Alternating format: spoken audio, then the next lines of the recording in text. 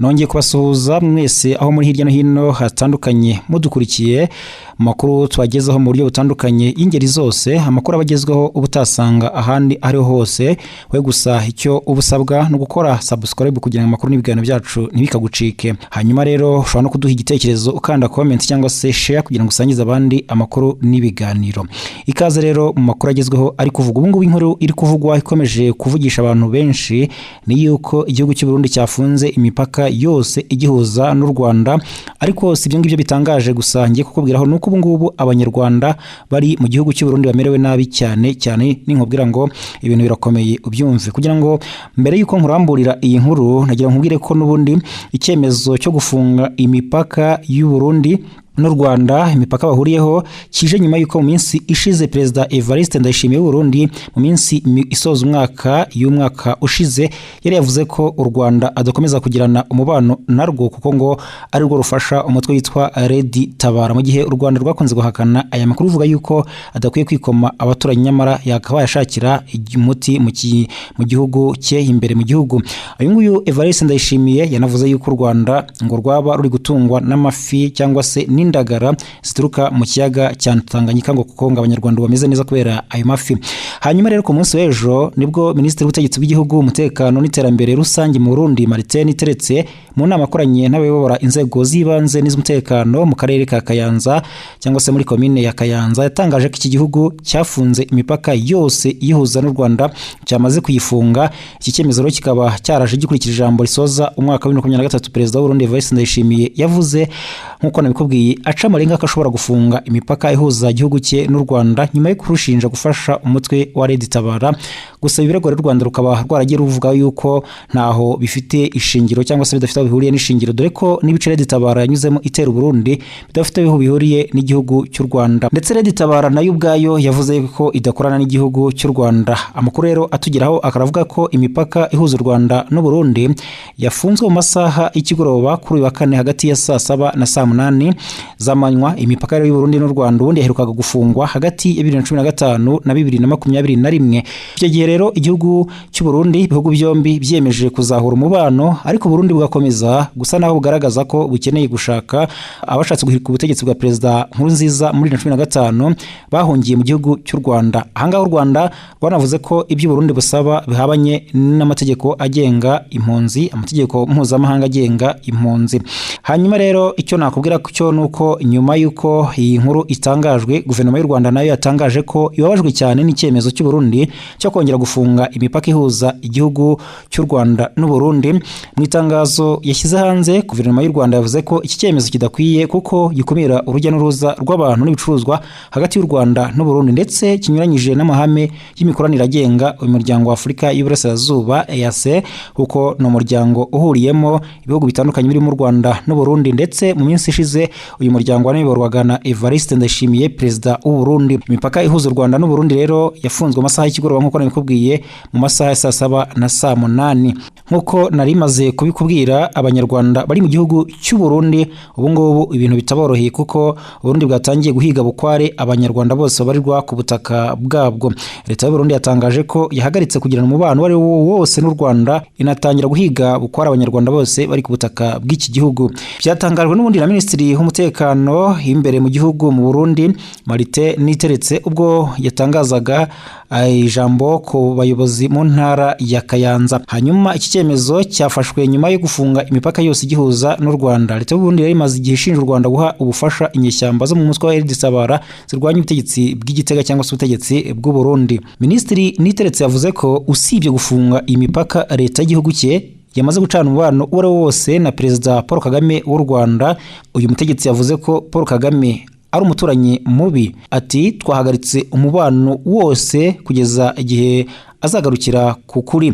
Minisitiri Niteretse yanavuze ko Perezida Paul Kagame ngafite imigambi mibisha acumbikira inkozi z'ibibi zihungabanya Uburundi abagizi ba nabi bose baca mu gihugu cye, hashaka kuvuga umutwe wa Red Tabara. Minisitiri Martin Niteretse yavuze ko usibye kuba Uburundi bwafunze imipaka huza n'u Rwanda butanagikeneye ngo kubona uwitwa umunyarwanda ku butaka bwabwo uwo ari we wese, ariko hari n'amakuru atugeraho avuga yuko abanyarwanda bari mu gihugu cy'u Burundi batorohewe cyangwa se batameze neza, ndetse no ku mipaka ikikije u Rwanda ngo haba hari abashinzwe umutekano barimo polisi n'abasirikare bo mu gihugu cy'u Burundi. Uyu Minisitiri Niteretse ati n'imipaka yose yafunzwe, dukeneye abanyarwanda hano, ndetse n'abari bari ku butaka bwacu twabataye muri yombi turabirukana. Ubundi rero ngo ukaba bwahisemo guca umubano n'u Rwanda mu gihe harashize imyaka 2 ibihugu byombi bisubukuye umubano wari warazambye muri 2015.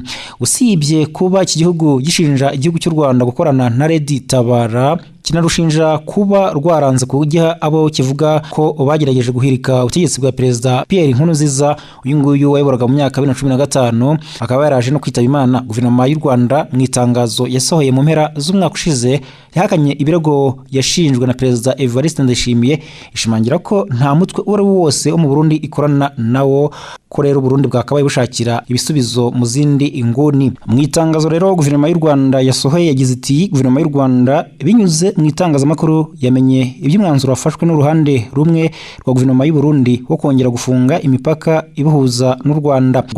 Twakomeje kuvuga ko uyu mwanzuro udakwiye, uzabangamira ukwishyira ukizana mu bijyanye n'urujya n'uruza rw'abantu ndetse n'urw'ibicuruzwa hagati y'ibihugu bibiri, ndetse ukaba uhonyora amahame y'umuryango wa Afurika y'Iburasirazuba mu bijyanye n'ubufatanye no kwihuza. Kugeza ubu rero nta kindi kiratangazwa nyuma y'uko izo mpande zombi zigize icyo zitangaza, yaba igihugu cy'u Burundi kivuze yuko cyamaze gufunga imipaka y'u Rwanda, ndetse hakaba n'amakuru yuko ngo bagiye gukomeza gukurikirana abanyarwanda bari mu gihugu cy'u Burundi. Guverinoma y'u Rwanda nta kindi iratangaza kugendanye n'iyo myanzuro ikomeje gufatwa n'igihugu cy'u Burundi, mu gihe leta y'u Rwanda yo ivuga ko nta byemezo nk'ibi igomba gufata kandi ntacyo yishinja. Mu gihe rero kandi muri iki gihugu cy'u Burundi bitunguranye Perezida Vladimir Putin w'Uburusiya ateganya kuza mu gihugu cy'u Burundi.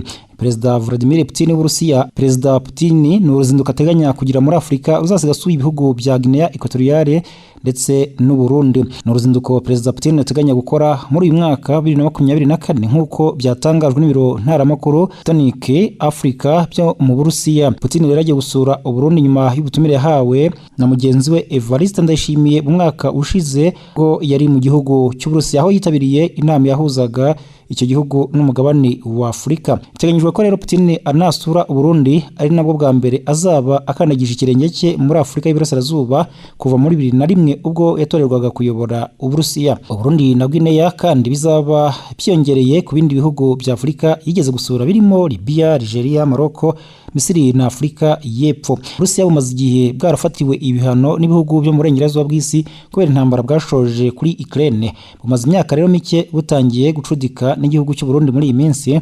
Mu mwaka ushize 2023 Minisitiri w'Ububanyi n'Amahanga w'Uburusiya Sergei Lavrov yasuye u Burundi, umuyobozi wa mbere wo muri urwego wo mu Burusiya wari ugeze muri iki gihugu. Uruzinduko rwa Lavrov rwaje rukurikira urwo Anna Popova kuriye urwego rw'Uburusiya rushinzwe kurengera umugozi n'imibereho myiza yagiriye mu Burundi muri Gashyantare 2023. N'ingendo zitandukanye rero abayobozi bo mu Burusiya bakomeje kugira mu gihugu cy'u Burundi, benshi bari no gukomeza kugenda babyibazaho.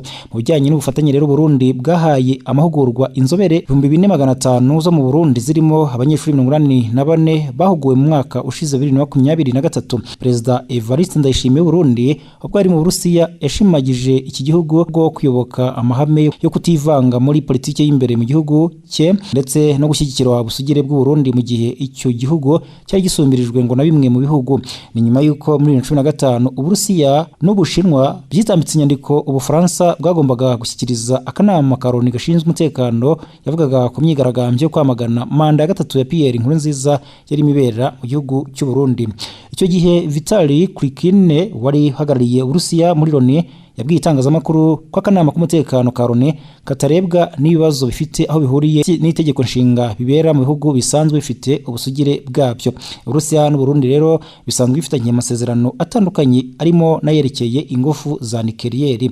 Muri iyi minsi rero hakaba harabavuga yuko Perezida Evariste Ndayishimiye yaba ari kwiyegereza igihugu cy'Uburusiya kugira ngo kibe cyamutiza umurindi mu kugira ngo bijyanye n'ingufu za gisirikare ndetse n'ibindi bitandukanye mu by'umutekano. Komeza rero baya hafi yacu twigezeho amakuru atugezeho agezweho aka kanya. Kanda subscribe niba utarabikora kugira ngo amakuru n'ibiganiro byacu ntibikagucike byo bikugeraho umwanya ku mwanya.